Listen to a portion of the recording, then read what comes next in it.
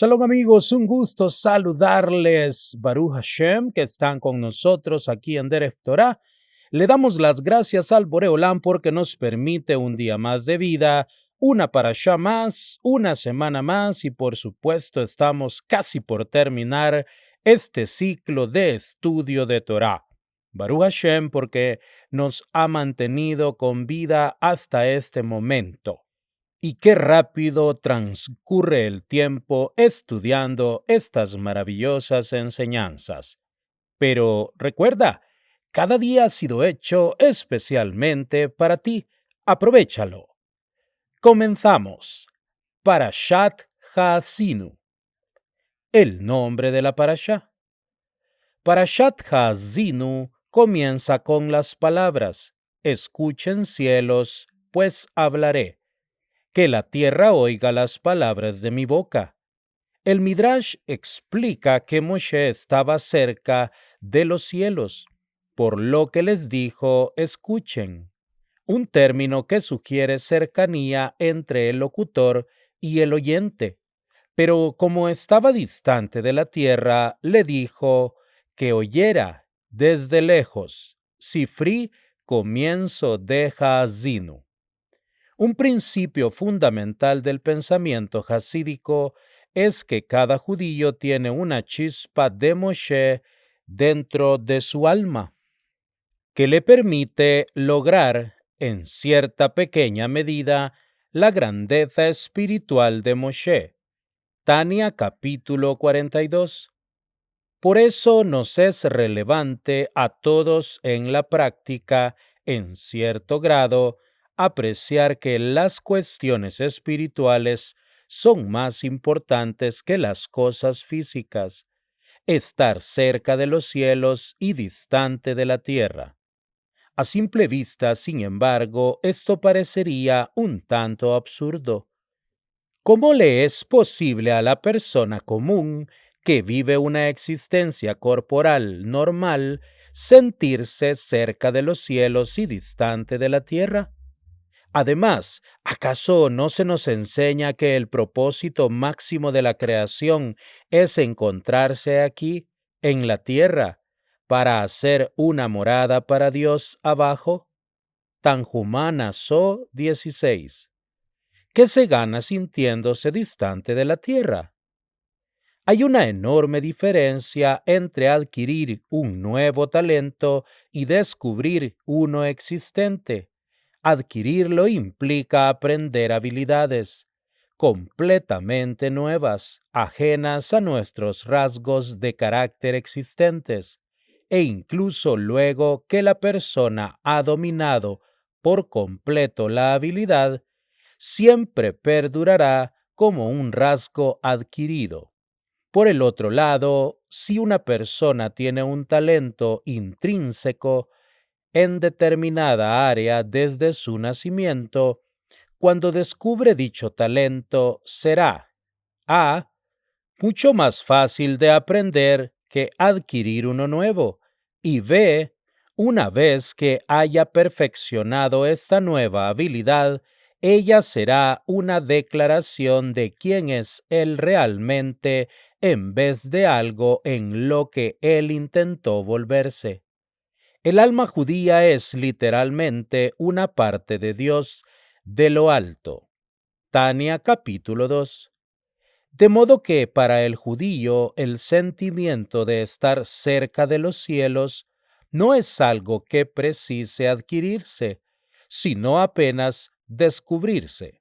Por lo tanto, de alguna manera nos es relativamente fácil y natural sentirnos cerca de los cielos y distantes de la tierra, porque nuestras almas que sostienen nuestras vidas están realmente distantes de la tierra. Pero no obstante, luego de nacer en un cuerpo, estamos también firmemente arraigados en este mundo, lo que nos permite traer a la tierra nuestra afinidad natural con los cielos, haciendo así una morada para Dios abajo.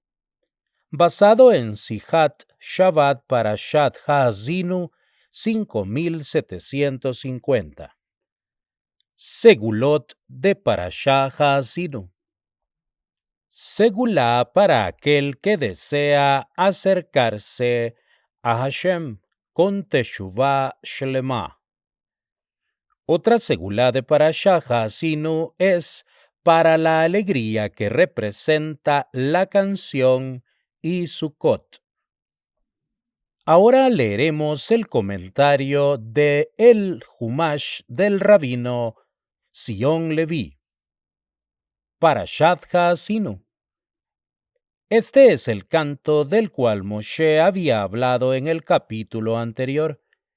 Allí Moshe había convocado a los cielos y a la tierra para que fueran testigos de las calamidades que acaecerían a Israel si pecaba, y del inenarrable alborozo que vendrá con la redención final.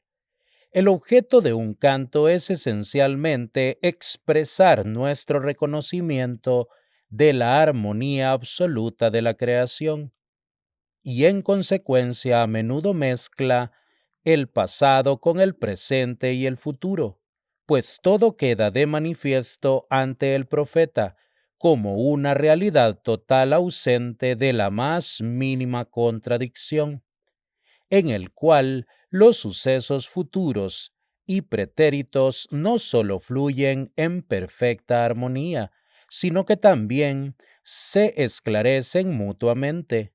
Por ello, este caleidoscopio de acontecimientos queda destilado por un único canal expresivo, como si estuviera ocurriendo al unísono. Rabí Gedaliah Shor. Presten oídos, oh cielos. Moshe se disponía a pronunciar una advertencia a Israel, y para dar testimonio de esto, quiso testigos que seguirían existiendo incluso después de muertas su generación y las que vendrían posteriormente. De lo contrario, ¿quién podría reprochar a los judíos de épocas futuras si osaban negar haber aceptado alguna vez el pacto? Ese fue el motivo que llevó a Moshe a designar al cielo y la tierra, que por lo menos desde nuestra perspectiva humana son eternos. Es más, si los judíos fuesen alguna vez hallados culpables de violar el pacto, estos, los testigos, serían los primeros en ejecutar los castigos correspondientes, pues el cielo les negaría su lluvia y la tierra les privaría de sus frutos. Rashi y Ben-Ezra. Mi enseñanza. El lexema Lamed Kuf Het significa tomar. Este vocablo se utiliza como una referencia a enseñar, porque se pretende que la materia de estudio sea tomada del maestro por el pupilo. Ibn Ezra.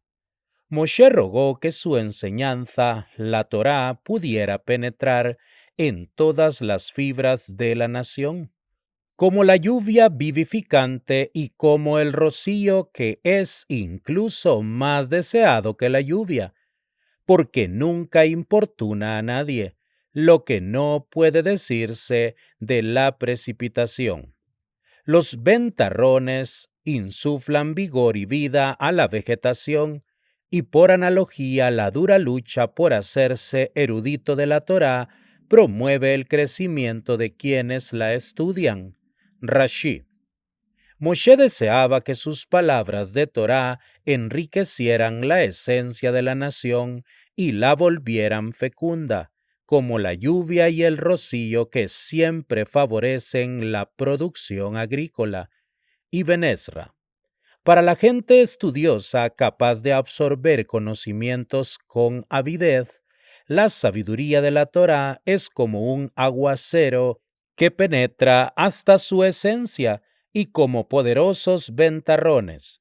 Para quienes solo son capaces de comprender fragmentos de su inmensa riqueza, la Torá es como el rocío y la llovizna suave, que son sumamente benéficas incluso en módicas cantidades. Seforno. Cuando les hablo de las grandes proezas de Dios y de la bondad que ha realizado con ustedes, y también de los castigos que Él les ha propinado por sus transgresiones, atribuyanle grandeza a Él. En otras palabras, admitan que sus sendas son justas y siempre corresponden a lo que ustedes se merecen. Rashbam. Seforno interpreta cuando invoque como una expresión de plegaria.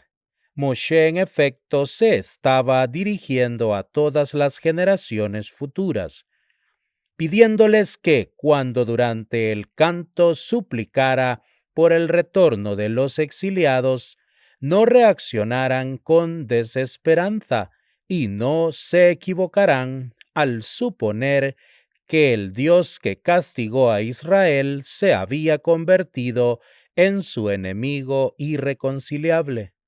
Nada más lejos de la realidad. Deben reconocer a partir de la Torá que Dios es una roca inmutable, cuya palabra es verdad y cuyas profecías acerca de la redención futura se harán realidad, aunque haya hecho sufrir a Israel por sus pecados. De este versículo el Talmud deriva que debe pronunciarse una bendición antes del estudio de la Torá. Berajot 21a, que cuando 3 o más personas comen juntas, una debe invitar a las demás a unírsele para recitar la bendición postrera, y que cuando el nombre sagrado de Dios era pronunciado en el templo, quienes se encontraban congregados allí debían responder en voz alta: Bendito es el nombre de su glorioso reinado por toda la eternidad. Ta'anit 16b. Perfecta en su obra. Pese a lo infinito de su poderío, los juicios de Dios son precisos y ecuánimes, recompensando a los justos, aunque su pago tarde en llegar, e incluso premiando a los malvados por las contadas buenas obras que pudieran realizar. Rashi. Este versículo introduce y representa el tema central de la emotiva plegaria que se recita cuando se entierra a un ser querido, expresando nuestra aceptación del juicio de Dios e implorándole que se apiade de los vivos. Perfecta aquí se refiere a uno de los principios básicos de nuestra fe, en el sentido de que la totalidad de la obra de Dios, la infinita combinación de triunfos y fracasos, alegrías y tristezas, dichas y tragedias, es un todo armonioso, pese a que la inteligencia humana es incapaz de comprender cómo encajan todas las piezas del rompecabezas divino. La corrupción suya no es. Es innegable que el mal y la corrupción existen en este mundo, pero no es Dios el que los provoca, sino la gente. Rashi. Ora Hayim y también Ramban lo interpreta así. Cuando Israel actúa en forma corrupta contra él, es su propia mácula porque proclaman no ser sus hijos, en tanto que cuando cumplen con su voluntad, Dios los llama con afecto sus hijos. ¿Es acaso Hashem que retribuyen esto? Moshe pregunta, incrédulo, cómo los judíos podrían haber sido tan viles e insensatos como para atreverse a pecar contra Dios, que hizo todo por ellos. ¿Cómo podían ser tan ingratos? Eran viles por su ingratitud e insensatos por no tomar en cuenta las terribles consecuencias que deberían enfrentar por rebelarse contra Dios. Rashi. Resumen profético de la historia judía.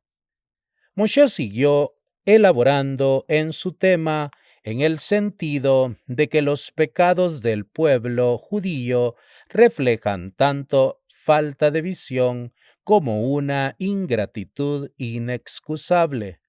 Les insta a reflexionar sobre el pasado y consultar a quienes recuerdan y entienden la historia, quienes saben cómo Dios condujo los acontecimientos mundiales para acomodarse a las necesidades de Israel. Rambán. Según la exégesis de Seforno, el resto del canto desarrolla 5 temas históricos en secuencia cronológica. A. Elohim creó el mundo para que todas las naciones se unieran para cumplir con su objetivo, y cuando no lo hicieron, eligió a Israel para esta misión. B.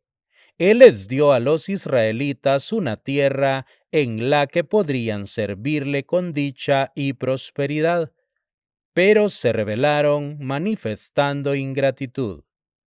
C. A causa de esto merecían ser destruidos, pero para evitar que su nombre fuera profanado, Dios tuvo piedad de ellos y solo los exilió. D. Al final de los días serán redimidos. E. Moshe describe la redención y la forma en que los enemigos de Israel serán castigados. Los días de antaño. Generación tras generación. Gran parte de los errores humanos se debe a una falta de perspectiva. La mayoría de las personas se niegan a creer que el pasado guarda alguna relevancia para ellas y sufre por esta imprudente miopía. Moshe les suplicó a los judíos para que se aconsejaran con quienes gozan de experiencia y visión histórica. Generación tras generación fueron abatidas por sus pecados de inmoralidad, codicia o agresividad. ¿Acaso Israel piensa que correrá distinta suerte? Cuando separó a los hijos del hombre conforme al número de los hijos de Israel. Después del diluvio, cuando todos los sobrevivientes habitaban juntos e intentaron construir la Torre de Babel, en Bereshit capítulo 11, Dios decidió dispersarlos. Los dividió en 70 naciones separadas con idiomas diferentes, correspondiendo al número de los hijos de Israel, es decir, los 70 integrantes de la familia de Jacob que posteriormente descendieron a Egipto. Rashi. La connotación es que cuando las naciones en general perdieron su oportunidad de llevar a cabo la misión que Dios había decretado para la humanidad, las reemplazó con Israel y equiparó el número de las familias israelitas con el de los grupos nacionales primarios. Esto ilustra el concepto de que Dios orquestó la historia en consonancia con las necesidades de Israel, porque la lógica dicta que si los judíos fuesen quienes ejecutasen los designios históricos de Dios, las condiciones del quehacer humano les permitirían hacerlo. Como explica el siguiente versículo, Israel, su pueblo, es la porción de Dios sobre la tierra. Jacob es la medida, literalmente cuerda, de su heredad. En la antigüedad se usaban cuerdas para medir una extensión de terreno, de modo tal que el vocablo cuerda se convirtió en sinónimo del terreno en sí. Ibn Ezra. Así pues, la familia de Jacob es la heredad de Dios. Una cuerda, hecha con múltiples hebras retorcidas entre sí. Es más resistente que cualquiera de las hebras individuales. Por ello es exclusivamente al patriarca Jacob a quien se le identifica como la cuerda de Dios, porque combinó la fuerza de Abraham e Isaac con la suya propia. Rashi. La bondad de Dios con Israel. Moshe relata las bondades divinas por las cuales Israel debería estar eternamente agradecido. En una tierra desértica, Dios descubrió la lealtad de los israelitas durante los 40 años que pasaron en una tierra desértica, pues a pesar de sus faltas registradas en la Torá, el pueblo demostró su mérito. Rashi. Lo rodeó en el desierto. Dios rodeó a Israel con nubes de gloria y protección, como asimismo con los estandartes de las tribus y sus formaciones. Les concedió el discernimiento y la sabiduría de la Torá y los cuidó en las precarias condiciones del desierto. Rashi. Como el águila. La Torá utiliza el símil del águila para describir la forma afectuosa en que Dios cuida a Israel, como un águila que con ternura cobija a sus aguiluchos y atiende a sus necesidades. Hashem en soledad. A diferencia del resto de la creación, Israel no fue encargado al cuidado de los ángeles. Dios mismo guía a Israel. Rambán. Según Onkelos, la temática general de estos versículos es que Dios traerá a los judíos a la tierra y les permitirá retornar a sus reyes y disfrutar del generoso botín de la conquista. En este orden de cosas, interpreta los símiles expresados en estos versículos como metáforas poéticas de las ciudades, fortalezas y reyes que fueron vencidos y sus respectivas riquezas. Rashi y otros comentaristas interpretan los versículos en línea con varias referencias que encontramos en el Midrash a la riqueza ubérrima que deparan las cosechas agrícolas y abundantes rebaños de la tierra. La prosperidad lleva a la corrupción. La buena ventura presenta serios desafíos para la fibra moral de una nación, pues la gente es propensa a dar rienda suelta a sus pasiones cuando poseen los recursos suficientes. Israel no pudo superar esta prueba. Engordó Yeshurun. Esta es la primera vez en la Torá que Israel recibe el augusto título de Yeshurun, que proviene de Yashar, recto, derecho, justo, implicando que no se desvía de los elevados criterios que Dios exige. Una vez asentado en la tierra y en pleno goce de los obsequios que Dios le entregó con tanto amor, el pueblo de Israel se encontraba a la altura de su vocación. Sin embargo, la prosperidad en demasía lo llevó a la perdición. Incluso Yeshurun corre peligro cuando sucumbe a sus deseos. Rabbi Hirsch.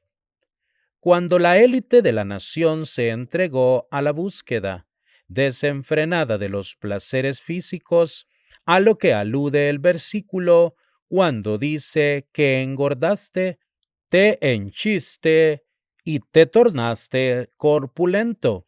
La consecuencia lógica es que la gente común y corriente abandonó a Dios y lo trató con escarnio. Así es la naturaleza del hombre. Cuando los grandes se desvían, aunque sea un poco, la gente de menor nivel decae precipitadamente. Seforno. La decadencia se agudiza. Los israelitas provocarán que Dios se disguste profundamente cuando adoren a deidades extrañas y se entreguen a actos tales como la sodomía y la idolatría, ambas abominables ante Dios.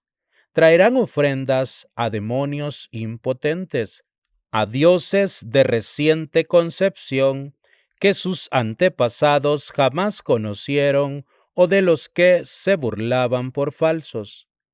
La ira de Dios.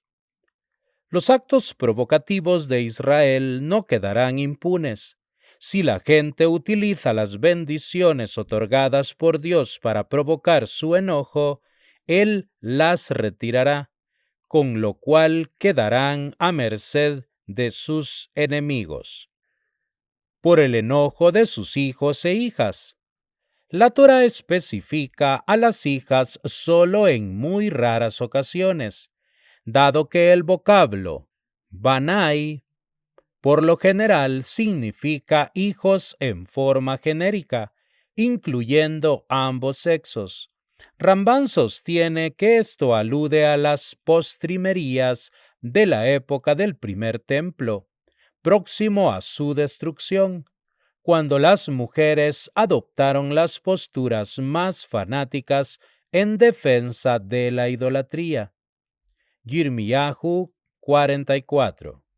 Seforno, en tanto, interpreta esto como una referencia al corolario del lamentable estado de pecaminosidad descrito anteriormente, cuando los enemigos de Israel, embriagados con la victoria militar, someterán tanto a hombres como a mujeres a toda clase de vejaciones y abusos. Una generación de giros. Provocan que Dios experimente un giro pasando de la benevolencia a la ira, Rashi, cuya crianza no se reconoce en ellos. Dios los educó para que fueran buenos, pero han desdeñado su crianza a tal grado que ésta no se manifiesta en absolutamente nada que hagan. Otra forma de entenderlo es que Emun significa fe. En el Sinaí juraron ser fieles a Dios, mas poco después su fe flaqueó al extremo de que hicieron el becerro de oro, Rashi. Ellos me provocaron, así yo los provocaré. Los judíos se enojaron a Dios al venerar ídolos que carecían de fuerza o de valor. Medida por medida, Dios dejará que sean derrotados y subyugados por pueblos carentes de todo valor cultural o ético, pueblos cuya única razón de ser es castigar a Israel. Lo que fue establecido en las montañas, es decir, Jerusalén, construida en los faldeos de las montañas del territorio de Yehudá. Rashi. Falsas ideas de los conquistadores. Los adversarios de Israel pensarán que el triunfo en la batalla es fruto de sus propias habilidades, independientemente de la ira de Dios. Sin embargo, esa idea los llevará a la ruina porque hará que Dios intervenga a favor de Israel. Una vez finalizada la espeluznante lista de los sufrimientos que padecerán los judíos a causa de sus pecados, Dios hace una pausa. Dijo que los dispersaría y acabaría con ellos, una suerte que se merecían por ser transgresores, contumaces. Empero, eso provocaría una profanación del nombre de Dios, porque los enemigos de Israel tendrían la impresión de que pudieron triunfar pese a la aparente oposición de Dios, venciendo por sus propios medios. Nunca creerían que su éxito se debió exclusivamente a que Dios los utilizó como su vara para golpear a Israel. Para impedir que esto suceda, Dios los detendrá. La interpretación que Rambán ofrece sobre estos dos versículos incluye una disertación fundamental sobre el curso de la historia de la siguiente forma: los dispersaré. Esto alude al exilio de las 10 tribus, que fueron dispersadas a un lugar ignoto, desde el cual nunca más se ha sabido de ellas. Haré que desaparezca de entre los hombres su recuerdo. Esto es una referencia al destierro de Yehudá y Benjamín, el reino davídico del cual descienden los judíos actuales. En el transcurso del largo exilio, a los judíos se les vio como insignificantes, como si no tuvieran postura independiente, como una nación digna de mención. Pero entonces, como resumimos anteriormente, Dios dijo que no permitirá el exterminio de su pueblo para que su nombre no sea profanado. Rambán explica que esto no significa que Dios necesitaba salvar su prestigio, por así decirlo, ya que todas las naciones juntas son como la nada ante él.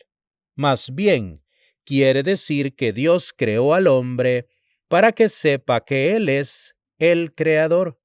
Pero como todas las naciones pecaron, solo quedó Israel como su fiel sirviente.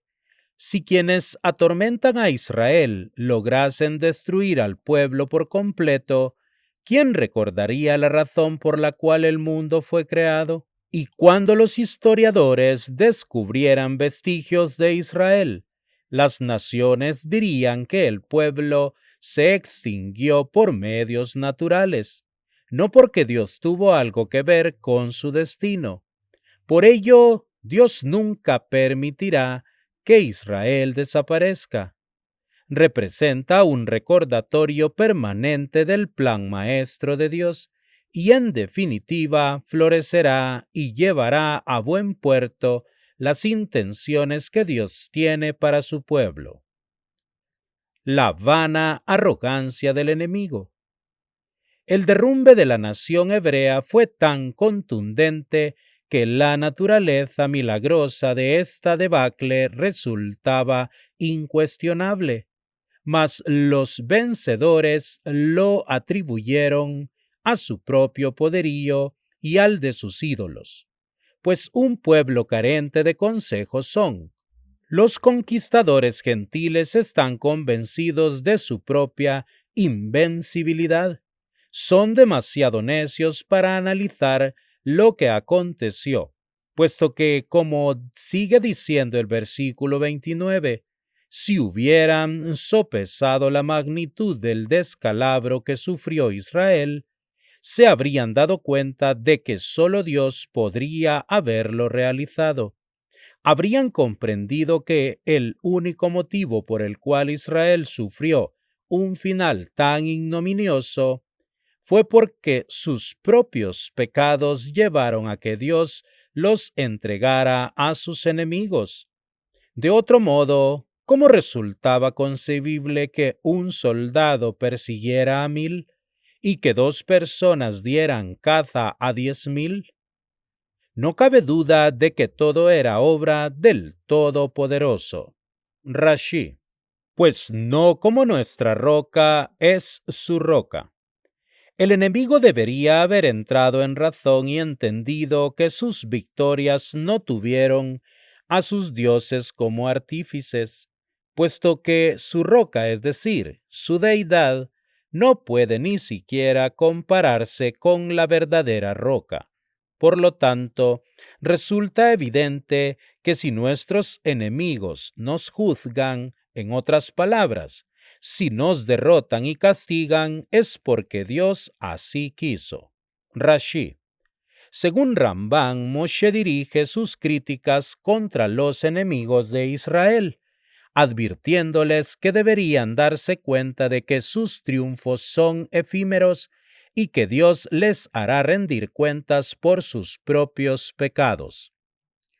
Lo discernirían a partir de lo que será su final. Pues así como es indudable que Dios orquestó la derrota de Israel, los vencedores también tendrían que haberse dado cuenta de que su propia ruina a manos de Dios resultaría inevitable. La fuente de sufrimiento de Israel.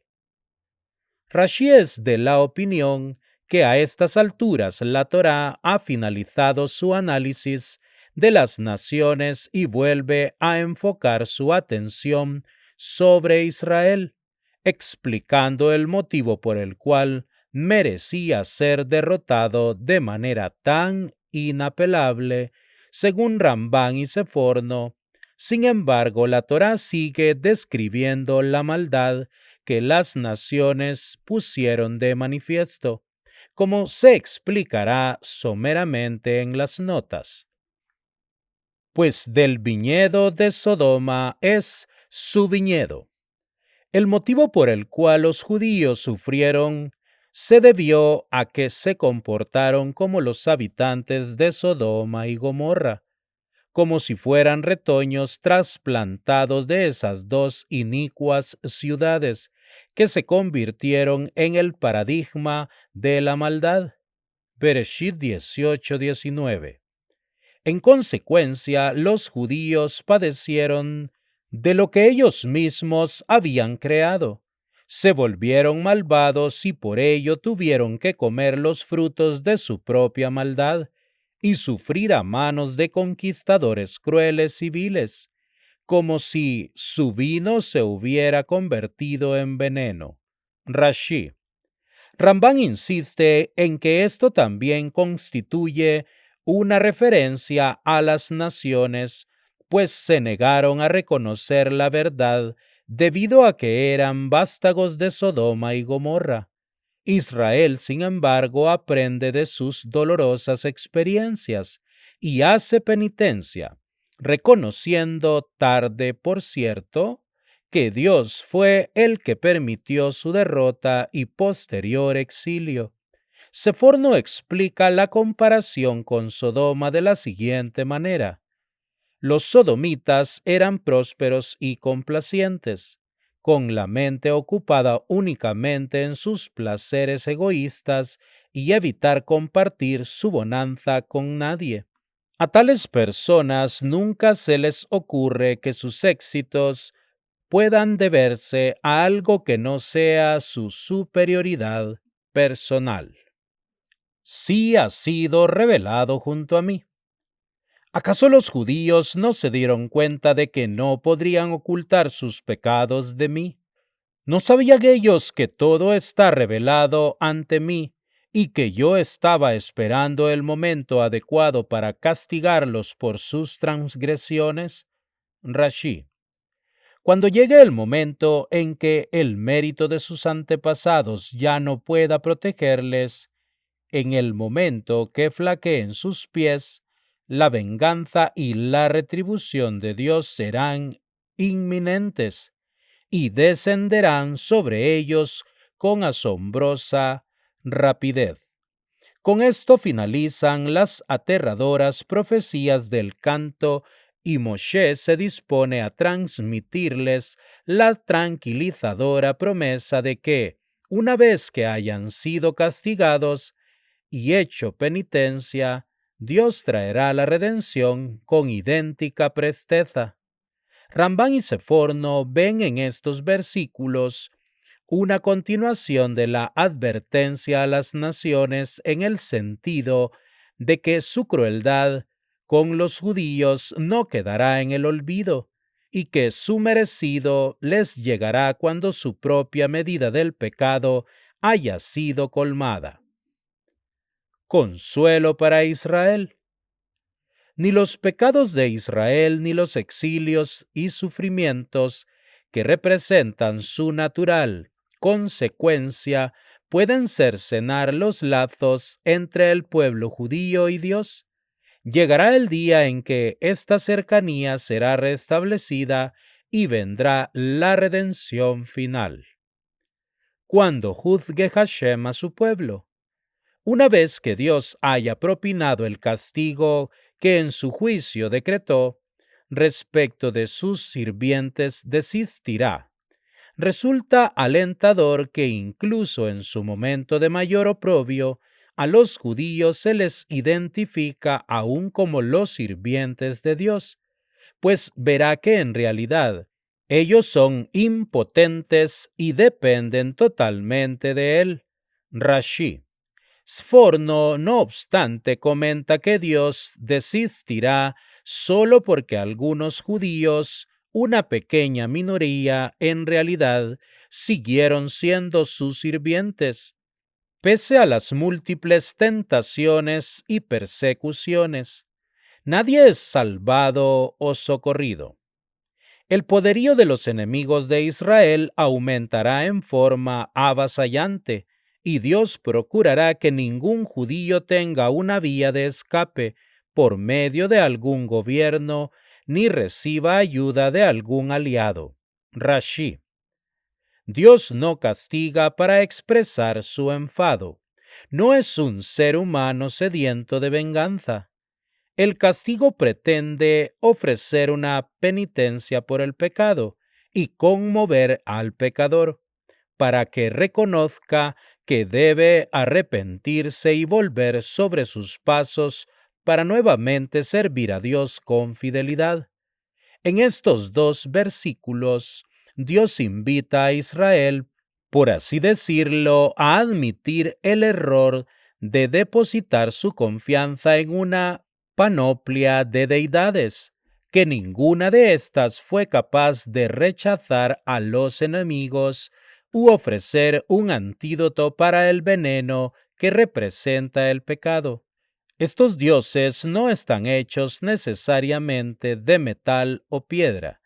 El dios de una persona puede ser un ídolo, en tanto que el de otra podría ser el dinero, un puesto privilegiado, conexiones en los altos estamentos de gobierno o una ideología por la cual estaría dispuesto a arriesgarlo todo.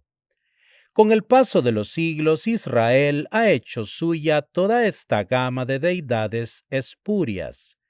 A medida que se avecine el final de los días, Dios, en medio de la inexorable marcha de los acontecimientos, exclamará: ¿Dónde está tu Dios, la roca en que buscaron refugio?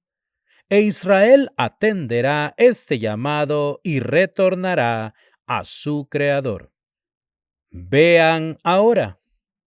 Dios le insiste a Israel que reconozca ahora en medio de su predicamento que solo Él es Dios.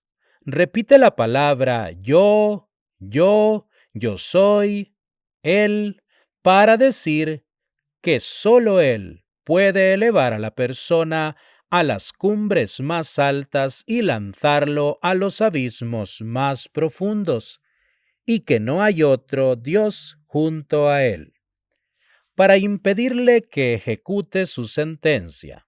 Rashi. Otra forma de interpretarlo es que no existe ningún Dios con poderes independientes ni nadie que actúe como intermediario entre Dios e Israel. El versículo termina desmintiendo a quienes argumentaban que debía de haber un Dios de la muerte y un Dios de la vida, porque según su errónea filosofía, el mismo Dios no podía dañar y sanar, matar y dar vida. No, Dios les refuta. Solo hay un único Dios, Orahayim. Dios alza su mano en juramento, asegurando que volcará su enojo sobre quienes persiguen a Israel, llamándolos mis enemigos, pues quienes atacan a Israel realmente agreden a Dios también. Cuando Él observe el sufrimiento que las naciones hicieron pasar a Israel, afilará su espada del juicio, por así decirlo, porque Dios no tendrá piedad con quienes han expoliado a su pueblo. Cuando éstos argumentan en su defensa que son inocentes porque se habían limitado a ejecutar el juicio divino. El profeta Sejaría 1:15 les rebate que Dios solo se había enojado un poco en tanto que ellos habían desatado su odio sin freno ni justificación alguna. Rashi. Canten, oh naciones, las alabanzas de su pueblo. Cuando venga la redención final y el mundo contemple el retorno de Israel a su antigua gloria y cómo sus enemigos son castigados por lo que le hicieron, las naciones del mundo reconocerán la grandeza de Israel y lo alabarán en tanto el pueblo de Dios. Rashi. Rambam resume el canto y la historia judía. Este canto representa nuestro testimonio fiel y veraz, el que nos comunica con total nitidez lo que nos acontecerá. Comienza con los innumerables favores que Dios prodigó a Israel, que le pagó con la ingrata moneda de la rebelión. La deslealtad de Israel le deparó hambrunas, ataques de depredadores, enemigos inmisericordes y despiadados exilios. Todas estas predicciones se hicieron realidad. Al final las naciones también recibirán su castigo, pues en realidad actuaron motivados por su odio a Dios.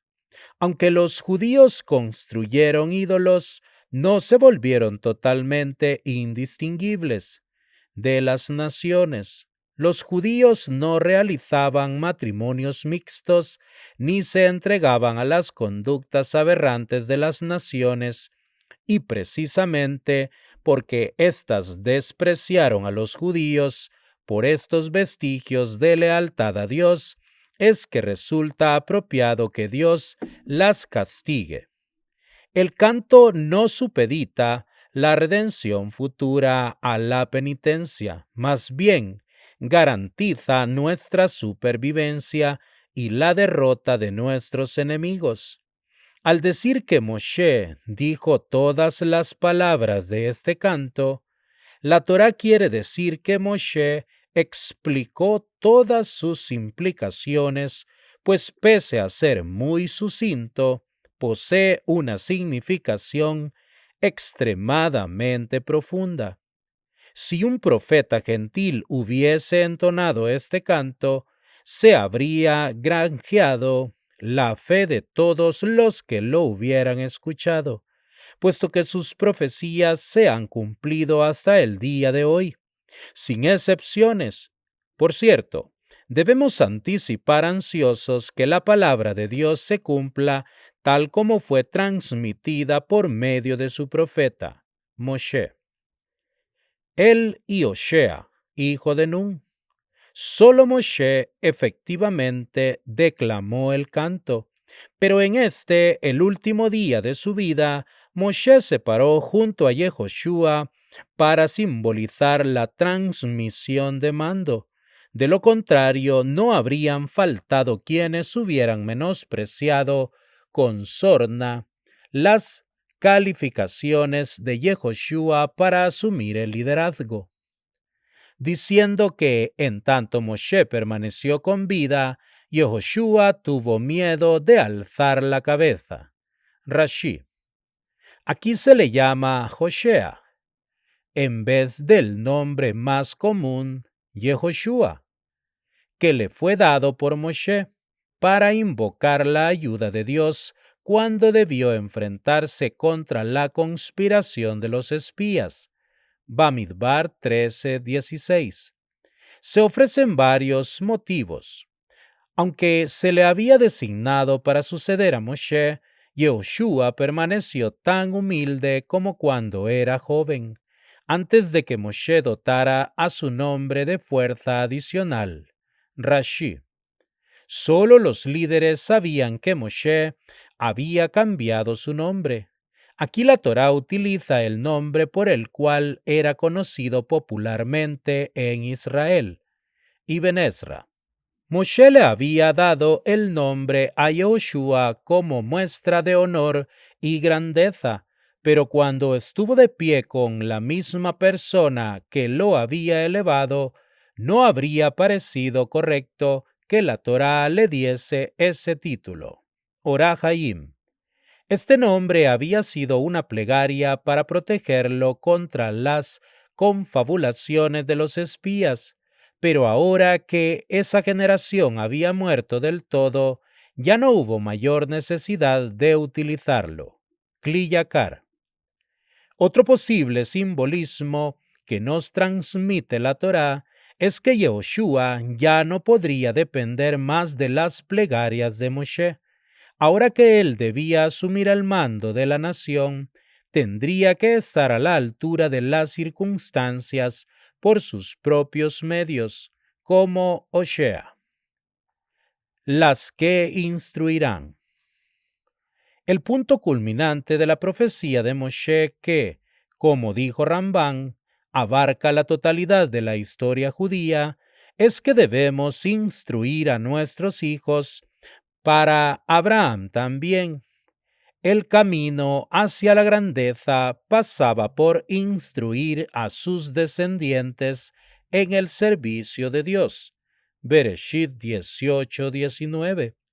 Por cierto, la clave para la supervivencia de Israel siempre se ha encontrado en la educación de sus niños y jóvenes. Pues no es algo vacío para ustedes. Sus esfuerzos para hacerse conocedores de la Torá y obedecerla no son carentes de contenido, pues en su vida misma, según el Midrash, la Torá no es vacía y si ustedes sienten que no les satisface, entonces el defecto proviene miken, de ustedes. Ustedes son faltos, no la Torá. Rashi. El último precepto que Dios impartió a Moshe. En ese mismo día. Esta frase figura 3 veces en la Torá, cada vez indicando que había una enorme muchedumbre decidida a impedir que se cumpliera la palabra de Dios, por lo cual Él ordenó que fuera llevado a cabo a pleno mediodía, por así decirlo, que su orden se ejecute a vista de todos y que vean que nadie puede entorpecer la ejecución del plan divino. Las 3 oportunidades fueron cuando los contemporáneos de Noaj procuraron impedirle que ingrese al arca. Bereshit 7:13. Cuando los egipcios pensaron que podrían impedir el éxodo. Shemot 12:51. Y aquí, en este caso, los judíos se afligieron ante la idea de que Moshe moriría y pensaron que podrían impedir su muerte, no permitiéndole ascender al monte Nebo. Dios le ordenó a Moshe que ascendiera en público para mostrar que nadie podría impedirlo. Rashi. Bamidbar 20:12 y 25:12-14. Ahora leeremos el comentario de Parashat Haasinu y Laná de Hayé, árbol de vida. Que mi lección gotee como la lluvia. Goteará como la lluvia mi lección. Devarim 32:2. Moshe advierte a Am Israel: ustedes saben que mañana moriré. Pondré como testigos al cielo y a la tierra de que ustedes aceptaron el pacto con Dios de cumplir la Torá. Moshe escogió al cielo y a la tierra como testigos porque ellos perdurarán para siempre. Si el pueblo cumple con el pacto, la recompensa será entregada por medio de ellos. La viña dará su fruto y la tierra dará su producto, y los cielos darán su rocío. Y si no son meritorios, Él retendrá los cielos y no habrá lluvia, y el suelo no rendirá su producto. Moshe continúa diciendo, goteará como la lluvia mi lección. Quiere decir que la Torá que yo entregué a Israel es vida para el mundo, así como la lluvia es vida para todo lo existente. Rabí Yohanan decía, 3 llaves se encuentran en manos de Dios y no fueron entregadas a emisario alguno: la de la lluvia, la de dar a luz y la de la resurrección de los muertos. La lluvia es más significativa que la resurrección, pues esta última afecta solo al hombre, en tanto que la primera repercute tanto en los hombres como en los animales. La resurrección de los fallecidos está destinada a Israel, pero la lluvia es para Israel y las naciones del mundo. Hashem dice, muchas gotas de lluvia he creado en las nubes, y cada una de ellas la he formado distinta, porque si 2 gotas, cualesquiera fueran iguales, arruinarían la tierra, y ésta no daría sus frutos. Las palabras de la Torá son como la lluvia, así como la lluvia cuando cae aparentemente no deja ninguna huella en la naturaleza. Solo después de que el sol brilla sobre la tierra, vemos los resultados de ella. Así también son las palabras de la Torá. Aunque en el momento de escucharlas aparentemente no sintamos el efecto de su influencia, al paso del tiempo nos percatamos de sus efectos. En el tiempo en que el Bet Hamikdash estaba en pie, todo Am Israel subía en Pesaj, Shavuot y Sukkot a Jerusalén. En el camino había varios pozos de agua que abastecían a los viajeros. Sucedió que cierto año los pozos se encontraban vacíos. ¿Cómo hacer un viaje tan largo sin la seguridad de tener agua? En esa época había un hombre que era muy rico. Su nombre era Nagdimón Ben Gurión, quien se percató de la problemática y fue con un gentil que poseía 12 depósitos de agua y le dijo, «Tú tienes agua en tus cisternas, préstamelos por determinado tiempo. Al cabo del mismo te devolveré el agua que consuman los viajeros, y si no llueve en ese período de tiempo te pagaré 12 lingotes de plata». La noticia llegó a los peregrinos y con alegría subieron a Jerusalén. El tiempo transcurría y las nubes no aparecían. Llegó el día en que vencía el plazo y por la mañana el gentil fue a exigir el pago. Nactimón le dijo, «Todavía tengo tiempo». Al mediodía se le exigió el pago y la respuesta fue la misma. Llegó la tarde y no se veía ni rastro de nubes. El gentil se burlaba de Nacdimón diciendo, «¿Dónde están tus nubes? Págame de una vez. ¿Acaso piensas que va a llover?» Nacdimón Ben Gurión entró al Bet Hamikdash, rezó al Todopoderoso y dijo, «Tú sabes que no lo hice por mi honor ni el de mis padres, sino para que la gente venga a Jerusalén en las fiestas». Inmediatamente el cielo se cubrió de nubes y una lluvia intensa cayó, y los depósitos de agua se llenaron y desbordaron. Se encontraron nuevamente Nacdimón y el dueño de los pozos. Le dijo Nacdimón, «Ahora tú me debes, ya que los depósitos tienen más agua que antes». El gentil le respondió, «Yo sé que tu Dios hizo esto por ti, pero igual tendrás que pagarme». El sol ya se ocultó y el agua cayó después del plazo convenido.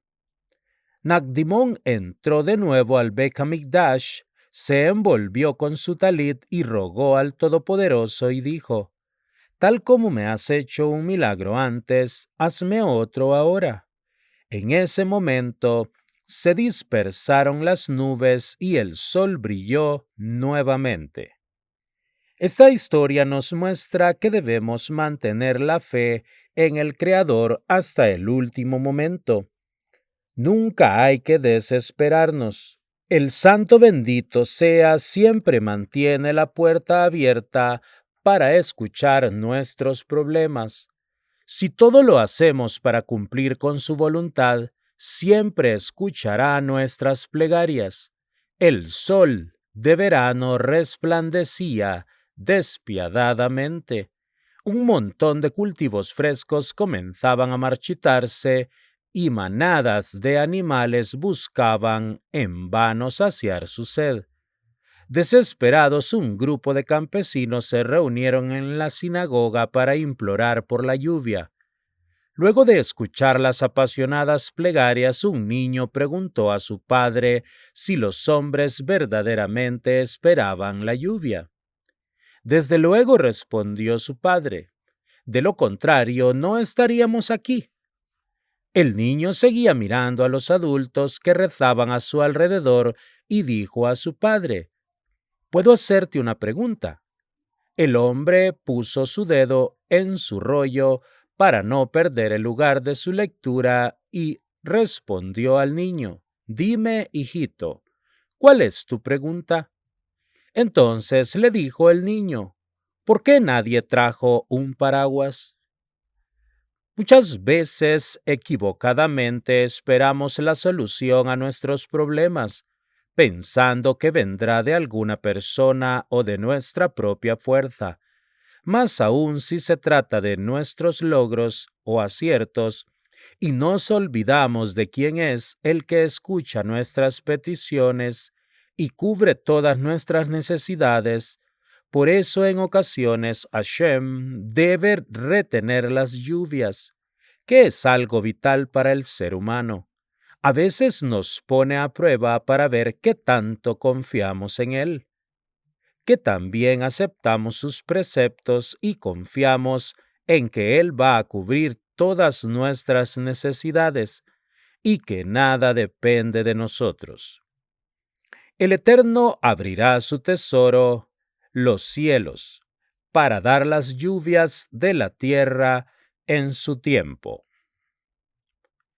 No temas, Hashem es tu protector. Como un águila que despierta su nido, revoloteando sobre sus crías, extendiendo sus alas, tomándolas, portándolas sobre sus alas. Devarim 32:11. En esta parashá, Moshe comienza su mensaje al pueblo de Israel en forma poética, convocando a los cielos y a la tierra para atestiguar eternamente sobre sus advertencias a los judíos en su observancia a la Torá. Si los hijos de Israel preguntan sobre las anteriores generaciones, se les responderá que Hashem los eligió de entre todas las naciones y los resguardó en el camino por el desierto. Cuidó de ellos tal como el águila, el rey de las aves, cuida de sus pichones. Una de las cualidades del águila es que muestra compasiva hacia sus crías. No entra de improviso a su nido por temor a aplastar a sus pichones. ¿Qué hace? Se agita y revolotea encima de los polluelos batiendo sus alas, de un árbol al otro y de una rama a otra, hasta que sus crías despiertan y así se preparan con fuerza para recibirla. En forma similar, Hashem nos rescató de Egipto paulatinamente. De haberlo hecho de manera repentina, podría habernos causado una impresión tan fuerte que quizás no la hubiéramos resistido. En su lugar envió primero a Moshe para notificarnos la redención y luego castigó a Egipto con las plagas. El águila no descansa con todo su peso sobre sus pichones, revolotea sobre el nido apenas tocándolos. Así también cuando Hashem entregó la Torá en el Sinaí, no concentró su revelación en un solo lugar, sino que la distribuyó en todas direcciones para que pudiéramos resistirla. El dueño de una posada prosperó tanto que despertó la envidia de sus vecinos menos adinerados, quienes urdieron la forma de apoderarse de sus bienes, hicieron falsas acusaciones contra él frente a ciertos oficiales. A fin de asegurarse de que su plan funcionaría, repartieron algunos regalos. El veneno surtió su efecto y sin siquiera interrogar al posadero fue sentenciado a cadena perpetua con trabajos forzados. Todo fue tan repentino. El hombre estaba perdido. Intentó reivindicar su nombre, pero todas las puertas estaban cerradas para él. Entonces contrató destacados abogados y envió gente que conocía a los jueces de la corte para interceder y abogar por él. No dejó nada que estuviera en sus manos por hacer para lograr su libertad, pero no pudo conseguir su objetivo. Todo fue en vano. La sentencia no podía ser cambiada o anulada. Sus amigos insistían en que no perdiera la esperanza. Todavía queda algo por hacer, le explicaron. Lo único que te falta por intentar es que te presentes tú solo a pedir clemencia al emperador. Es sabido que él es justo y compasivo y siempre escucha a sus súbditos. Si pudieras convencerlo de tu inocencia, puedes estar seguro de que no permitirá que se cometa contigo ninguna injusticia. El emperador tenía la costumbre de que una vez al año se quitaba sus vestiduras reales y vestía ropas de uso común. De ese modo viajaba de incógnito por todas sus tierras. Lo hacía para observar la vida y los acontecimientos de su país, para ver si sus súbditos estaban prosperando y cómo sus ministros y sirvientes los trataban.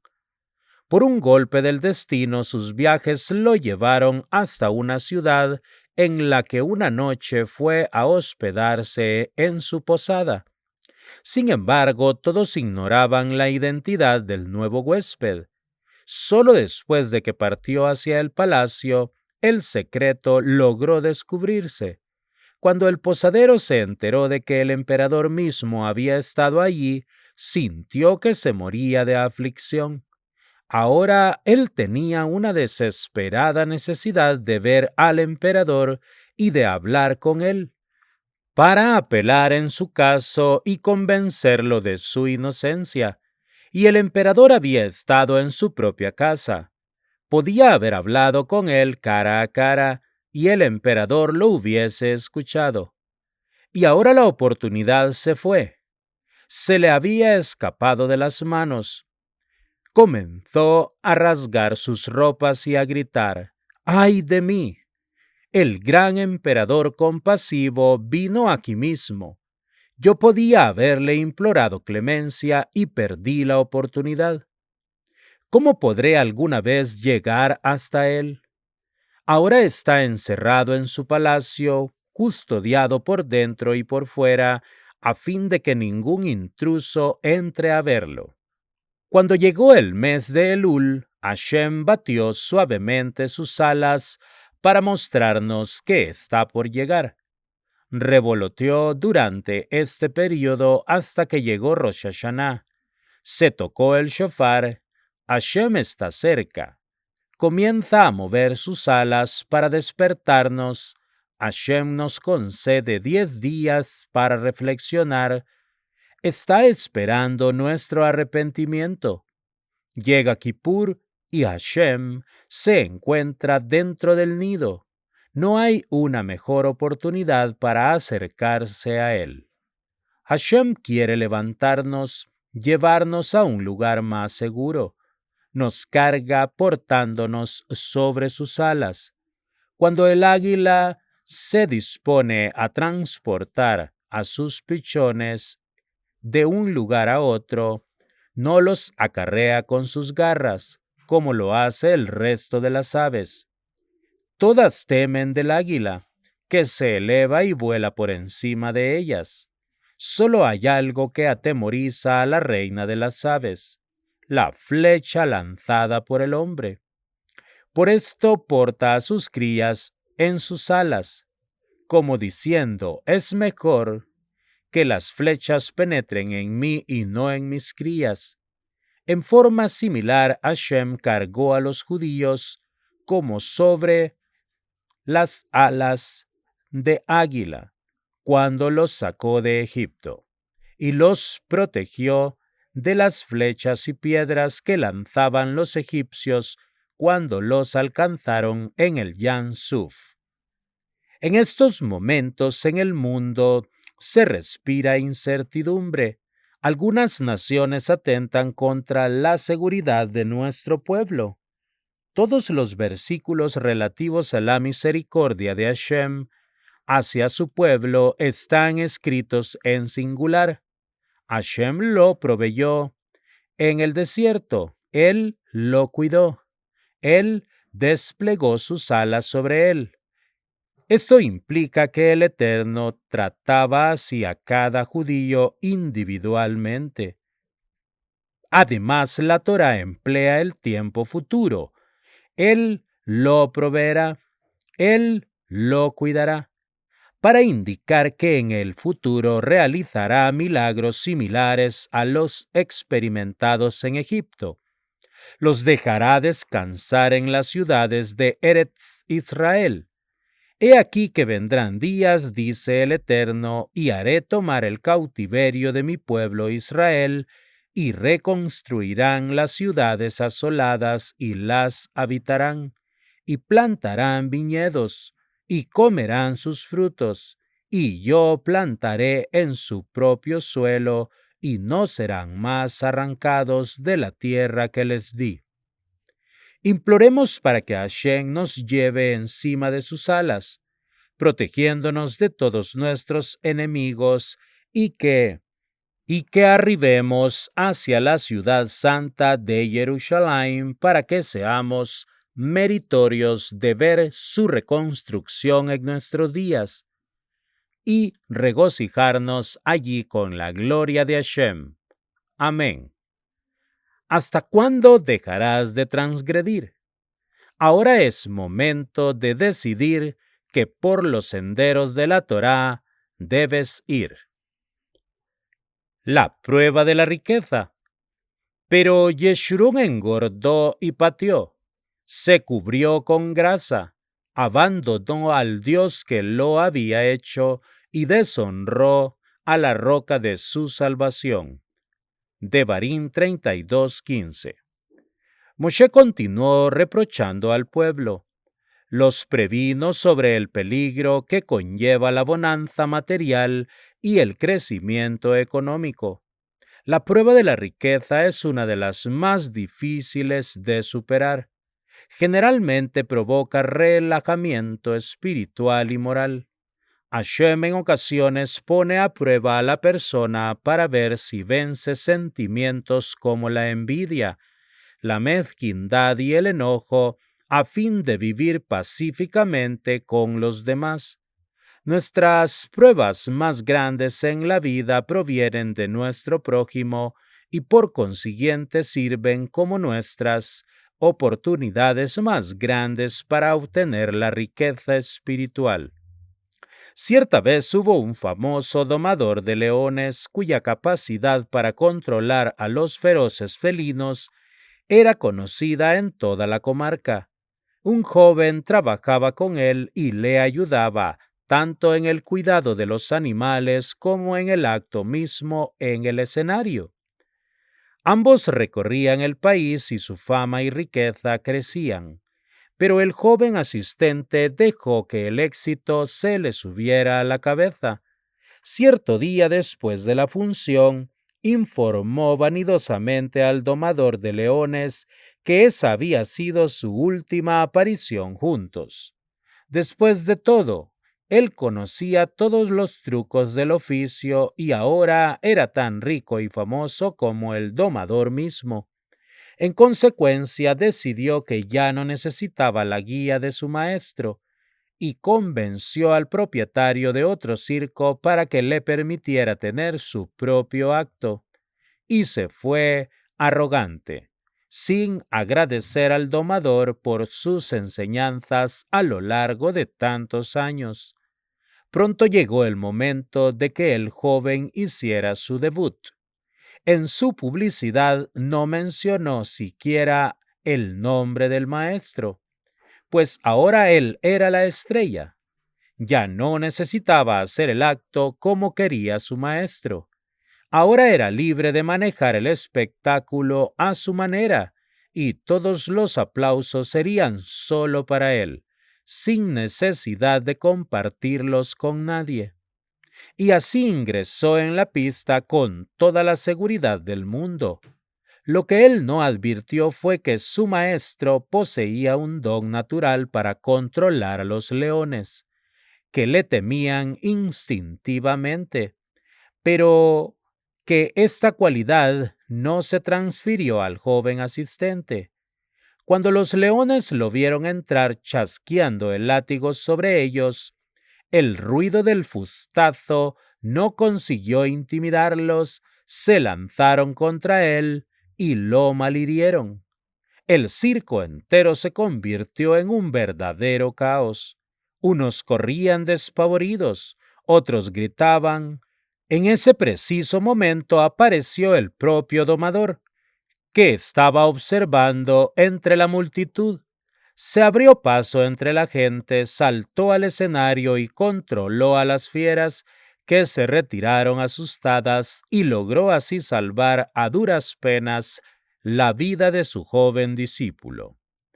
Cuando el Yehudí se torna materialmente exitoso y en lugar de agradecer y comprometerse más con él, que se encargó de que la fortuna llegara a sus manos, se vuelve soberbio.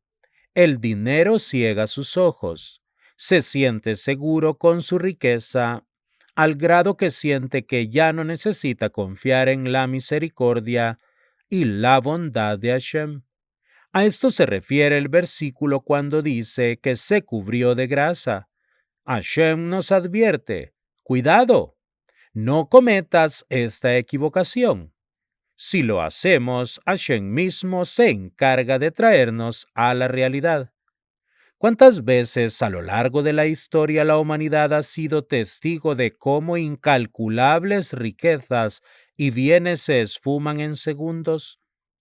¿Cuántos imperios hemos visto derrumbarse y convertirse en nada? Y cuando esto sucede, ¿quién queda a salvo de la crisis financiera?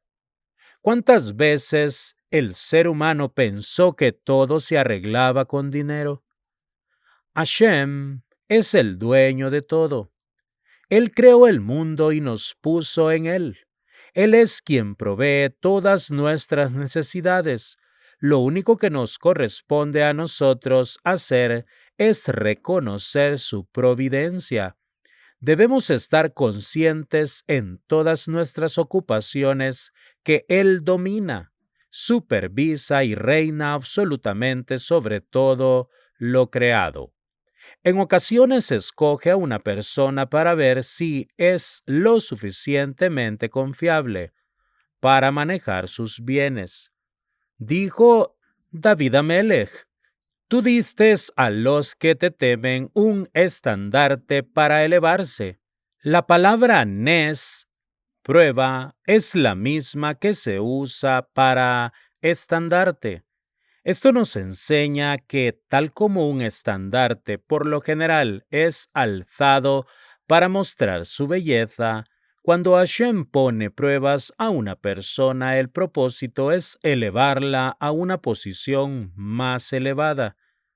Por eso, cuando la persona pasa las pruebas, sube un peldaño más y se enaltece espiritual y, en nuestro caso, también materialmente.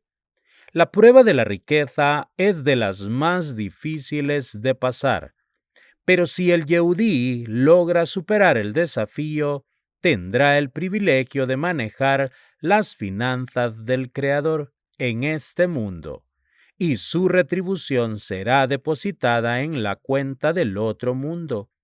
Aquí solamente cobra los gastos de representación aquel que consigue este preciado puesto. Vivirá con plenitud y nunca le faltará nada. ¿Acaso se vanagloria el hacha sobre el que corta con ella? ¿Acaso se engrandece la sierra sobre quien la mueve? Ahora leeremos el comentario del Zohar Akadosh para Shat Hasinu, Devarim 32, 1 al 52. Escuchad, cielos, y hablaré, y oiga la tierra los dichos de mi boca. Devarim 32, 1. Rabí Yehudá abrió. Abrí yo a mi amado, mas mi amado se había ido. Había ya pasado, y tras su hablar salió mi alma. Lo busqué y no lo hallé. Lo llamé y no me respondió. Shir Hashirim 5:6. Antes, Shir Hashirim 5:2 está escrito: Yo duermo, pero mi corazón vela, por la voz de mi amado que toca a la puerta. Yo duermo, dice la asamblea de Israel.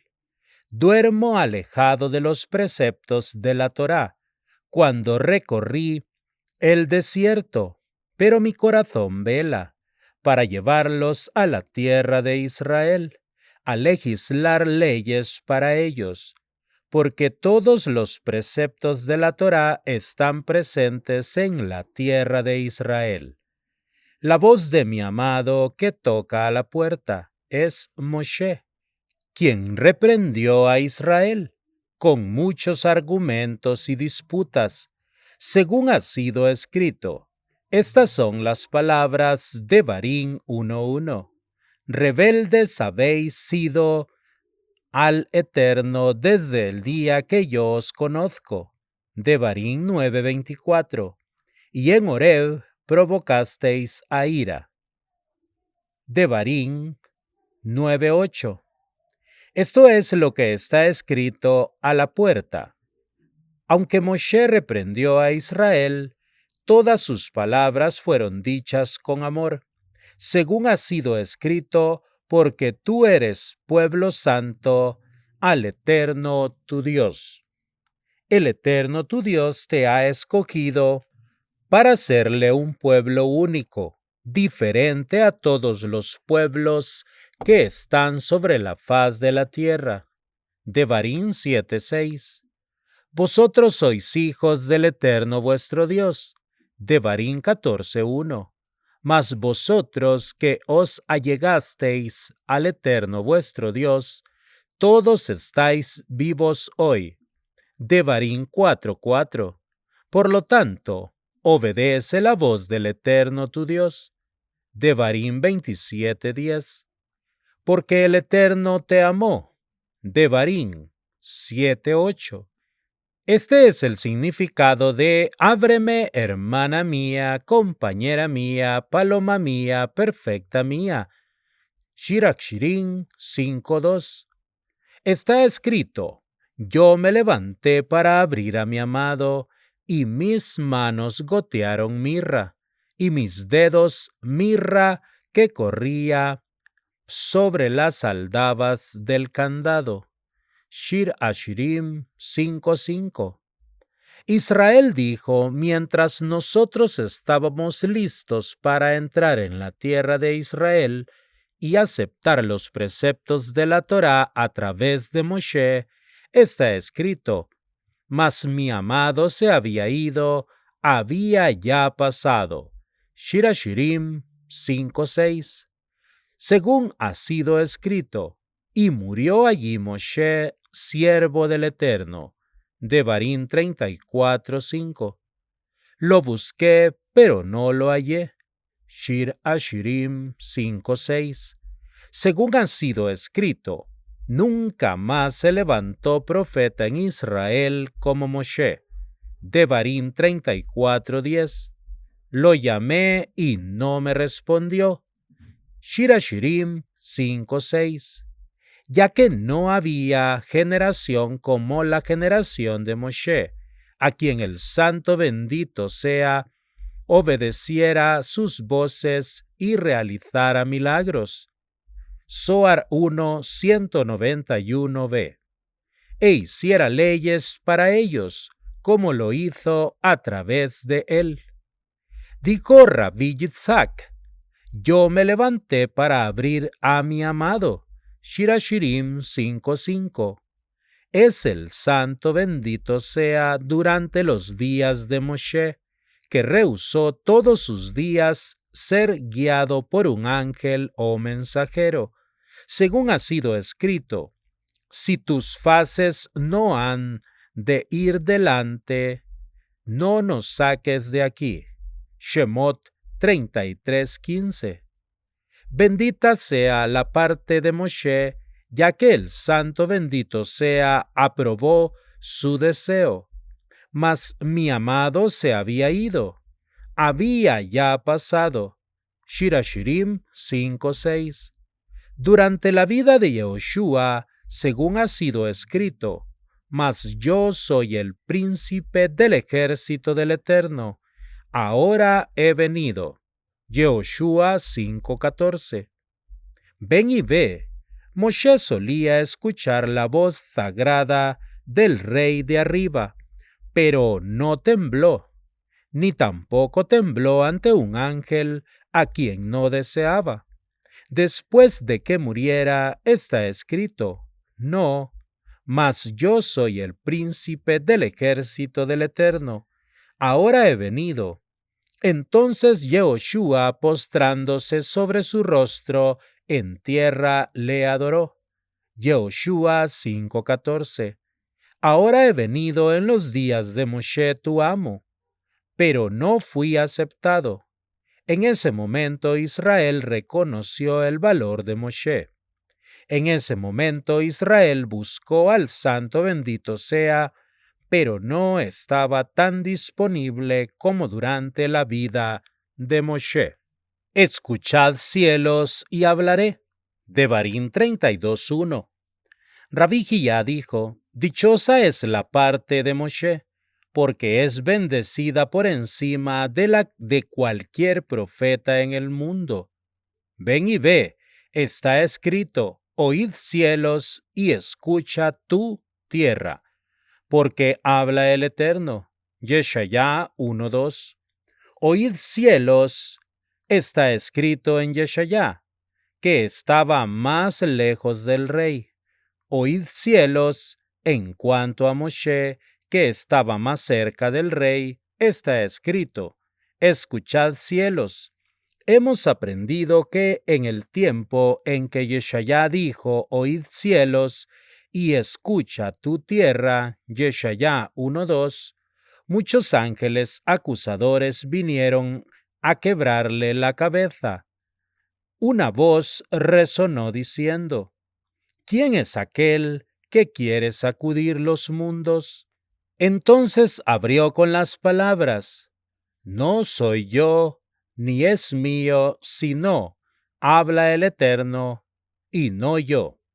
A propósito de Moshe ha sido escrito, escuchad cielos y hablaré. Devarim 32:1. Yo y ningún otro. Hablaré sin temor y escucharé tierra las palabras de mi boca. y no las de nadie más. Bendita sea su parte. Rabí Abba dijo en las letras sagradas del Rabí Eleazar: en oíd cielos, escucharé tierra. Es aludido el santo nombre de arriba. Rabí Yossi dijo: otra diferencia entre Moshe y Yeshayahu es que Moshe dijo: escuchad cielos, Devarim 32:1. Cielos, o sea, los cielos de arriba, los que sabemos que se llaman el nombre del santo bendito sea, y oiga la tierra. Es la tierra de arriba, la que se conoce como la tierra de los vivos. En Yeshayá está escrito: oíd cielos en lugar de escuchad cielos, porque estos son los cielos inferiores y la tierra. Sin embargo, quisieron castigarlo hasta que él dijo: habla el Eterno y no yo. Moshe habló mucho más, según ha sido escrito: escuchad cielos y hablaré, y oiga la tierra los dichos de mi boca. Devarim 32:1. Rabbi Yitzhak abrió: como el manzano. Shir Hashirim 2:3. Dichosa la parte de Israel más que todas las demás naciones idólatras, porque todas las demás naciones fueron entregadas a ministros designados para controlarlas. En cuanto al santo Israel, su parte es dichosa en este mundo y en el mundo venidero, pues el santo bendito sea no los ha entregado ni a un ángel ni a otro gobernante, sino que los ha tomado para sí. Este es el significado de porque la parte del Eterno es su pueblo, Jacob el cordel de su heredad. Devarim 32:9. ¿Y por qué el Eterno ha escogido a Jacob para sí, a Israel por posesión suya? Tehilim 135:4. Como el manzano entre los árboles del bosque, Shir Hashirim 2:3. Así como el manzano es diferente en color de todos los demás árboles del campo, así es el santo bendito sea, separado y marcado sobre las legiones superiores e inferiores. Por lo tanto, su nombre es el Eterno Sebaot, el cual significa que Él es un Ot, señal a través de todo Zavá, ejército de arriba. Hagigá 16a. Ven y ve, el santo bendito sea es como una manzana que tiene en sí 3 colores. La asamblea de Israel es como un lirio, Shoshaná, que es un lirio. Rabí Abba dijo un lirio genérico, un lirio de 6 pétalos. Los colores de tal lirio son el blanco y el rojo, y es todo de 2 colores, rojo y blanco, o sea, rigor y misericordia. Zohar 1:1a. Así es la asamblea de Israel. El santo bendito sea es como un manzano, la asamblea de Israel es como un lirio, porque así habló la asamblea de Israel: debajo de un manzano te desperté. Shir Hashirim 8:5. ¿Dónde está? Debajo de un manzano. Son los patriarcas que hemos mencionado. Rabí Yossi dijo: es el jubileo. Rabí Abba dijo: así es, porque los patriarcas que hemos mencionado son los 3 colores unidos en la manzana. Dijo Rabí Yitzhak: ¿cómo se convirtió la asamblea de Israel en parte del lirio? Amando los besos con los que se aferró al rey de arriba. Entonces ella tomó 2 lirios, según ha sido escrito, sus labios como lirios. Shirashirim 5:13. Por eso la asamblea de Israel dijo, que me bese con los besos de su boca. Shirashirim 1:2. Ya que ella está incluida en los lirios de sus 2 labios. Dijo Rabbi Yehudá, el santo bendito sea es llamado cielos, y ¿cómo se llama cielos? Todos los firmamentos que están incluidos en este nombre, cuando se unen, se llaman cielos y se llaman por el nombre del santo bendito sea. ¿Cuáles son estos firmamentos? Zohar 2, 285a y Hagigá 12b. Como hemos aprendido, son 7: bilón, cortina; raquía, firmamento; shejaquín, cielos; zebul, vivienda; mahom, templo; mahón, santuario; y arabot, nubes. Así lo aprendimos en la Agadá de Rab Annuna el anciano. Rabbi Yitzhak dijo las baraitot de la casa de Rab Annuna el anciano, así dicen, y hay muchas opiniones que lo confirman.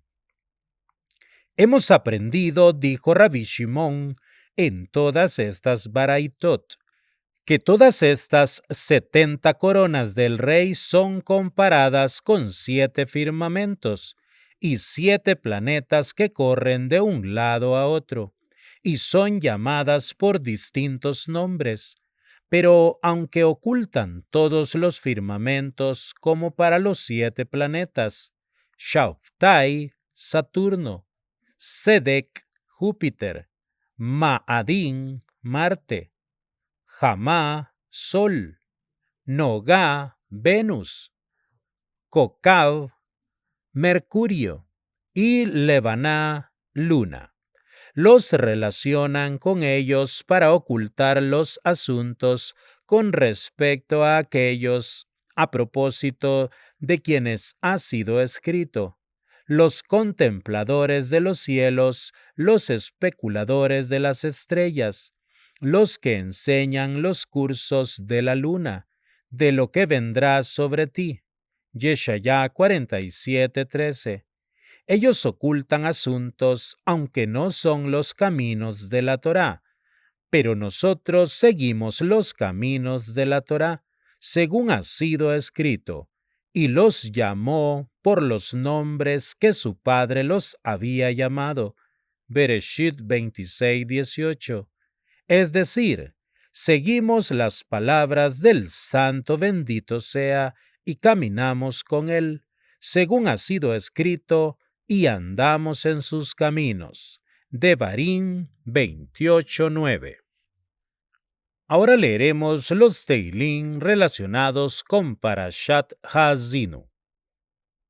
Teilín 77, 11 al 15.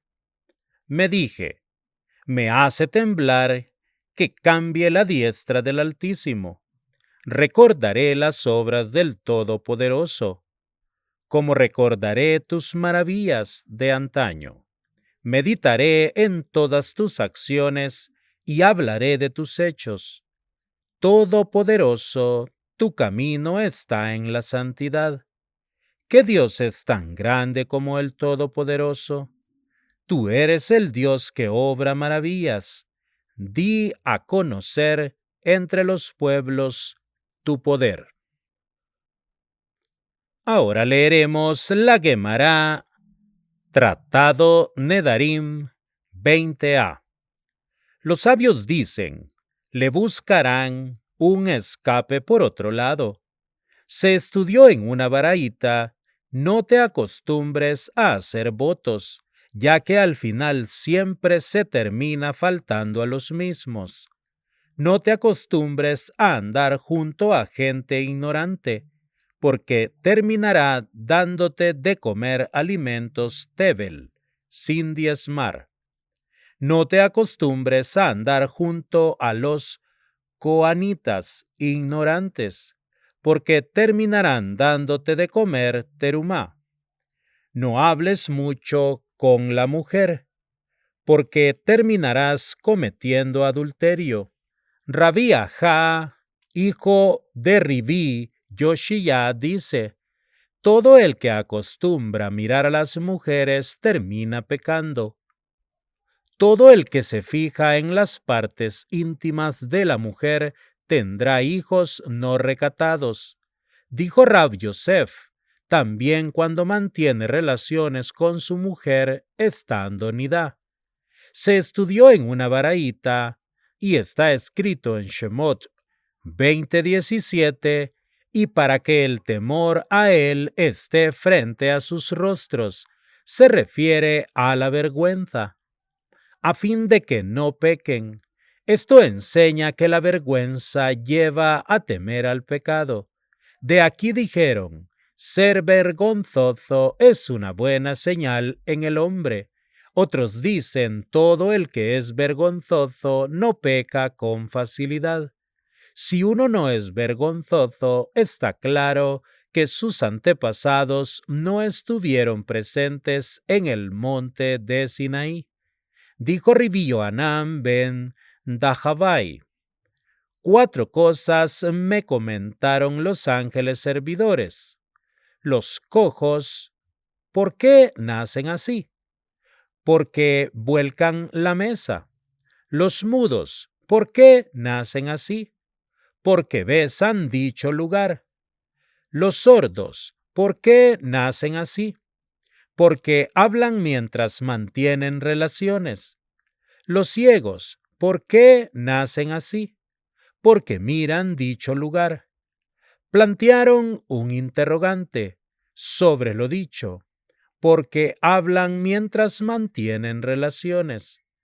Preguntaron a Imá Shalom, esposa de Rabbi Eliezer: ¿por qué son tan bellos tus hijos? Les respondió: porque no conversa conmigo ni al principio de la noche ni al final, sino a mitad de la noche. Y cuando conversa se descubre un puño y se tapa otro puño, como si lo hubiese asustado un duende. Le pregunté: ¿por qué te comportas así? Para no poner mis ojos en ninguna otra mujer, y así evitar que mis hijos nazcan bastardos. Pero entonces, ¿no está escrito: y así evitar que mis hijos nazcan bastardos? Pero entonces, ¿no está prohibido conversar? Se responde: no es difícil de entender. Depende si se conversa de algo que tiene que ver con la relación, como en el caso de Imá Shalom, y se permite, o si se habla de otras cosas que se prohíbe. Está escrito en Bamidbar 15:39. No exploren tras de sus corazones. De aquí dijo Ribí: que no beba una persona de un vaso y ponga sus ojos en otro vaso. Dijo Rabiná: ¿no está de más esta enseñanza? No se necesita incluso para aquel que tiene 2 esposas. Yehezkel 20:38. Apartaré de entre vosotros a los que me traicionan y a los que atentan contra mí. Dijo Ribí Leví: se refiere a los hijos que nacieron de padres que cometen las siguientes 9 faltas en sus relaciones íntimas. Los asnat hashaga'a. Estas 2 palabras se forman con las iniciales de estos 9: Aleph, Samech, Nun, Taf, Men, Shin, Gimel, Ain, Het. Los hijos de los que atemorizan a sus mujeres. Los hijos de los violadores. Los hijos de la odiada. Los hijos del excomulgado. los hijos de la reemplazada, los hijos de la pelea, los hijos de la embriaguez, los hijos de la mujer que iba a ser divorciada, los hijos de la confusión, los hijos de la indecente, la que propone a su esposo relaciones con cierto descaro. ¿Acaso esto es malo? Escucha lo que le dijo Ribi Shmuel, hijo de Nahmani, en nombre de Ribi Jonatán. El hombre que es demandado por su esposa tendrá hijos tan cualificados que ni en la generación en que vivió Moshe hubo iguales. Pues está escrito en Devarim 1:13, dispongan para ustedes varones sabios, razonadores y conocidos. Y seguidamente, en el 15, entonces tomé a los jefes de sus tribus, varones sabios y conocidos, donde no aparece la palabra razonadores. Sin embargo, está escrito por otro lado en Bereshit 49:14. Yisachar, un asno, lo provocó. Y está escrito en Divrei Hayamim Aleph 12:32. Y de los hijos de Yisachar, conocedores de la razón y de los tiempos. Vemos que los descendientes de Yisachar, hijo de Lea, quien propuso a Jacob mantener relaciones diciéndole, a mí vendrás, tuvieron raciocinio, a diferencia de los de la generación de Moshe. Ese caso de Yisachar es diferente, ya que ella solo lo sedujo. Ahora leeremos la parte de la Halajá. Rambam, Leyes sobre las bendiciones, capítulo 6. Está prohibido dar de comer a quien no se lavó las manos, aunque él mismo le introduzca la comida en la boca. Está prohibido menospreciar el lavado de las manos. Muchas leyes ordenaron los sabios y advirtieron sobre este asunto. Incluso si solo tiene agua para beber, se lavará las manos con un poco y después comerá y beberá con el otro poco. Se deben secar las manos antes de empezar a comer. Todo aquel que come sin secarse las manos es como si estuviera comiendo pan impuro. Igualmente, el que se lava las manos al final se secará y después bendecirá. Enseguida, después de lavarse las manos al final, recitará Birkat Hamazón.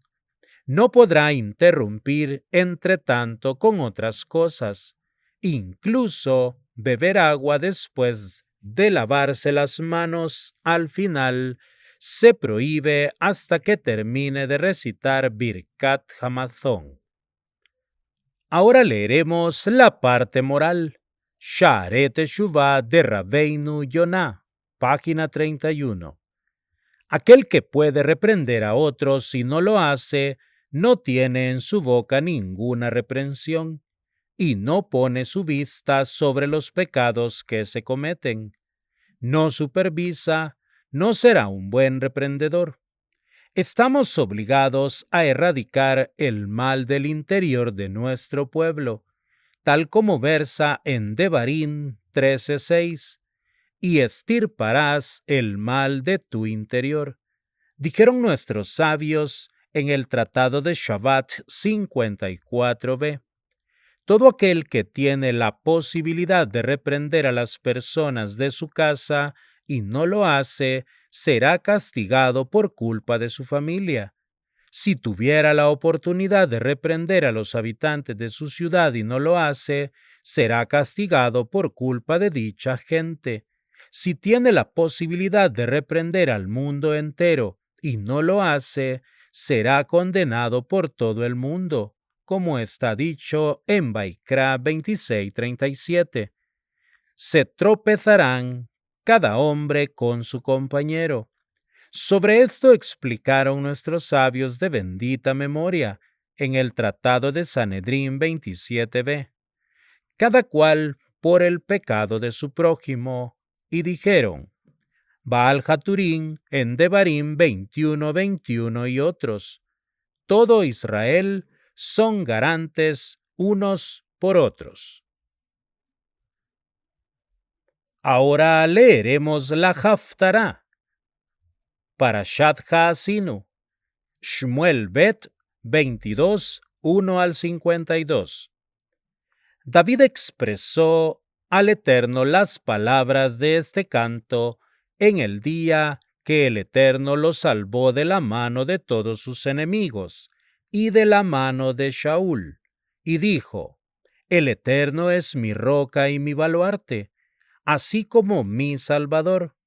Él es el Dios de mi fortaleza, en quien yo me refugiaré, mi defensor y el corno de mi salvación, mi baluarte y mi refugio, mi Salvador que me salva de la violencia. Alabado llamo yo al Eterno, y salvo seré de mis enemigos. Pues dolores de la muerte me envolvieron y torrentes de hombres inicuos me atemorizaron. Los lazos de ultratumba me cercaron. Me confrontaron las trampas de la muerte. En mi aflicción invoco al Eterno y llamo a mi Dios. Él escucha mi voz desde su santuario. Mi clamor llega hasta sus oídos. La tierra fue sacudida y rugió. Los fundamentos del cielo se estremecieron. Se cimbraron cuando él se encolerizó. Salió humo de su nariz y fuego abrasador de su boca. Brasas encendidas surgieron de él. Él inclinó los cielos y descendió, con densas nubes debajo de sus pies. Él montó sobre un querubín y voló. Se reveló sobre las alas del viento. Puso oscuridad alrededor de él como cobertizo. La oscuridad de agua, las nubes del cielo. Del resplandor que está delante de él, ardieron las brasas de fuego.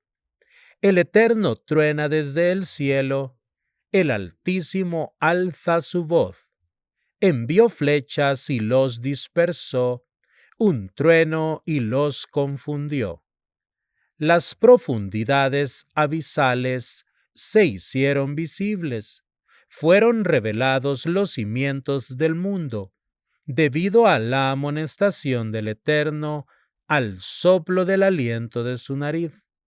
Él envió desde las alturas y me tomó, me extrajo de multitud de aguas.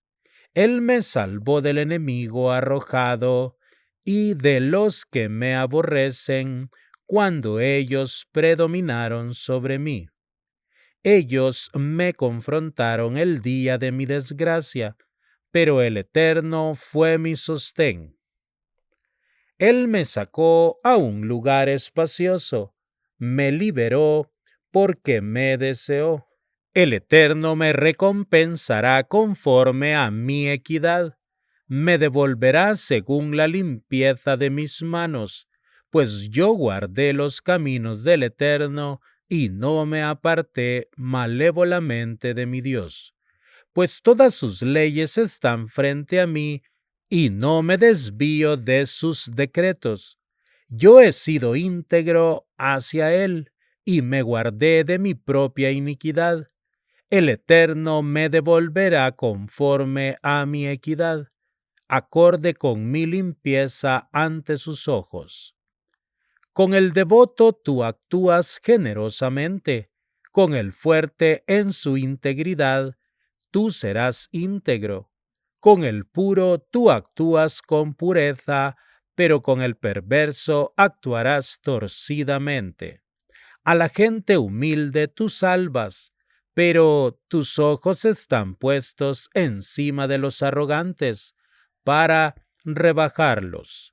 Porque tú, Eterno, eres mi lámpara, el Eterno alumbrará mi oscuridad.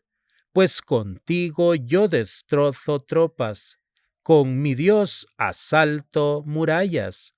El Dios único, perfecto, es su camino. El enunciado del Eterno es acrisolado. Él protege a todos los que se refugian en él.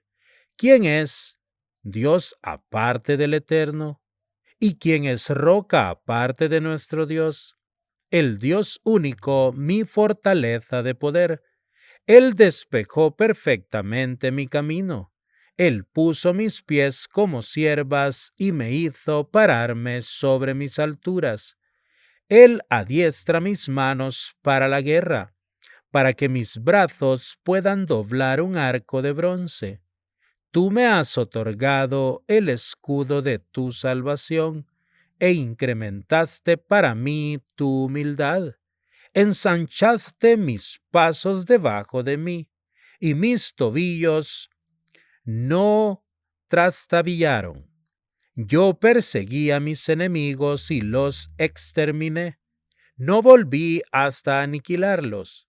Los acabé y los abatí hasta que no pudieron levantarse, y cayeron bajo mis pies. Tú me ceñiste con valor para la batalla, subyugaste a mis oponentes debajo de mí. Tú me entregaste la cerviz de mis enemigos, a los que me detestan, y los derribé. Ellos clamaron, pero no hubo quien los salvara. Al Eterno, pero Él no les respondió. Yo los pulvericé como al polvo de la tierra, como al lodo de las calles los pisé y aplasté. Tú me libraste de las contiendas de mi pueblo, me preservaste como cabeza de naciones. Un pueblo que no conocí me sirvió. Extranjeros fingen ante mí, pero al escuchar sus oídos me obedecen.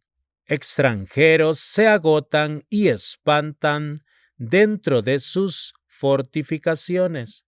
Vive el Eterno, bendita es mi roca, excelso es mi Dios, la roca de mi salvación, el Dios único. Él me concede la venganza y somete naciones debajo de mí.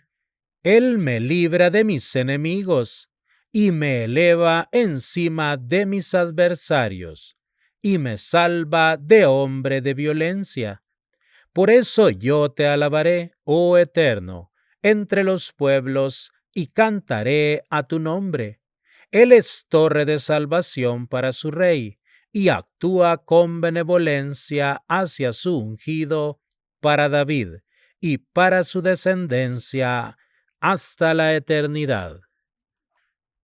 Amigos, hasta aquí la lectura de Parashat Haazinu. El Boreolán nos conceda mucha, pero mucha misericordia en estos días de Teshuvá. Hashem bendiga la obra de sus manos y que siempre la luz de la Torá ilumine sus rostros. Hasta la próxima con la ayuda del Boré Olam.